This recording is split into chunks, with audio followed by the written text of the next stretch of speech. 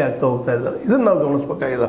ಈ ನೆಲೆಯಲ್ಲೇ KPCC ಎಚ್ಚರಗೊಂಡ ತನ್ನ ಸಿದ್ಧಾಂತ ನಿಧಾನಕ್ಕೆ, ಯಾಕೆ ಇಲ್ಲಿವರೆಗೆ ಏನಾಗಿದೆಪ್ಪ ಅಂತಂದ್ರೆ ವಿಶೇಷವಾಗಿ ನಮ್ಮ ಮೋದಿಯವರ ಒಂದು ಪ್ರಭಾವಳಿಯಿಂದಾಗಿ ಅಥವಾ ಯಡಿಯೂರಪ್ಪನವರ ಸಾಹಸದಿಂದಾಗಿ ಏನಾಗಿದೆಪ್ಪ ಅಂದ್ರೆ BJP ಕರ್ನಾಟಕದಲ್ಲಿ ತನ್ನ ಅಸ್ತಿತ್ವವನ್ನು ಮೂಡಿಸ್ಕೊಂಡದ. ಒಂದು ವಿರೋಧ ಪಕ್ಷ ಆಗಿ ಕೊನೆಗೆ ಆಡಳಿತ ಪಕ್ಷ ಆಗಿ ಅದರಲ್ಲೂ ತನ್ನ ಕ್ಷೇತ್ರ ಕರಾವಳಿಯನ್ನು ಇನ್ನಷ್ಟು ಗಟ್ಟಿಗೊಳಿಸಿ ಅಲ್ಲಿ ಮತೀಯ ಗಲ್ಭೆಗಳು.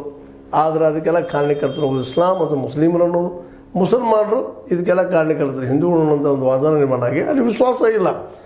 ಇಂಥ ಒಂದು ವಿಶ್ವಾಸದ ವಾತಾವರಣದಲ್ಲ ಇದಕ್ಕೆಲ್ಲ ಕುಮ್ಮಕ್ಕು ಕೊಡೋರು ಯಾರಪ್ಪ ಅಂತಂದ್ರೆ ಅಲ್ಲಿಯ ದಂಧೆಗಳನ್ನು ಮಾಡುವಂಥ ಜನ, ಅಪರಾಧಿ ಕೆಲಸಗಳು ಮಾಡುವಂಥ ಜನ. ಇದನ್ನು ಭಾಳ ಗಮನ ಕೊಟ್ಟು ನೋಡ್ಬೇಕಾಗ್ಯದ. ಯಾಕಪ್ಪ ಅಂತಂದ್ರೆ ಇಲ್ಲಿ KPCC ಇದ್ದಿದ್ದು ಒಂದು ಸಮಾನ ಮನಸ್ಕರ ತಂಡ ಮಾಡಿ ಅದು ಏನಾಗ್ಯದಪ್ಪ ಅಲ್ಲೇ ನೋಡ್ಕೊಂಬರ್ರಿ ಅಂತ ಕಳಿಸಿದ್ದಾರೆ. ಅವರ ಒಂದು ಆರಂಭ ಹಂತದ ಒಂದು ರಿಪೋರ್ಟ್ ಏನಪ್ಪ ಅಂತಂದ್ರೆ ಇಲ್ಲೆಲ್ಲ ಇದು ಕೆಡೋದಕ್ಕೆ ಕಾರಣ ಒಂದು ಹರಾಮಿ ರೊಕ್ಕ ಅಂದಂಗೆ.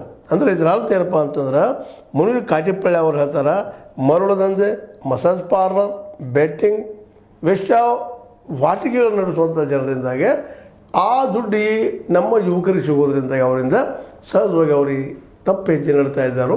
ಅದಕ್ಕೆ ಈ ಮಾಫಿಯಾಗಳನ್ನು ಮಟ್ಟ ಹಾಕಬೇಕಾಗ್ಯದ.